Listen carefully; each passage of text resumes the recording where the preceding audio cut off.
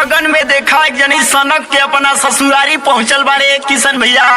एक सेठी भाई जब ससुरारी पहुंचल बाड़े तो उनकर विदाई ना होत बा, तो उनकर मेहरारू जो न की बतावत भी अपना सखी से अपना पति के बारे में कि देखा कौन घटना घटता और कैसे घटता। ए भैया सुनी जा, बताओ ये ब्यास बताओ।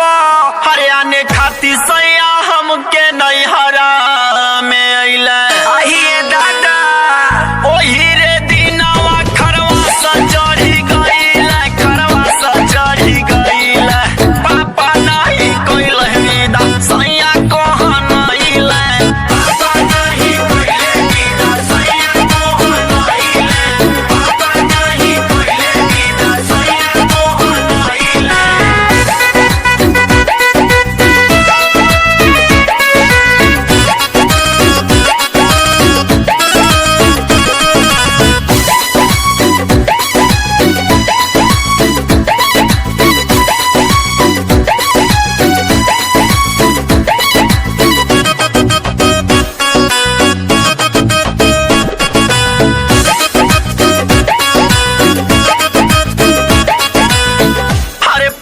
दिखवले हमारे पंडित जी से पतरा आ कहल कि ठीक नहीं खे बारे हमारे जतरा। अरे तो जतरा बनवा लो सुन ले खबर जब खाना न खइले, खाना न खइले। पापा नहीं कइले विदा सैया कहन अइले, पापा नहीं कइले विदा सैया कहन अइले, पापा नहीं कइले विदा सैया कहन अइले।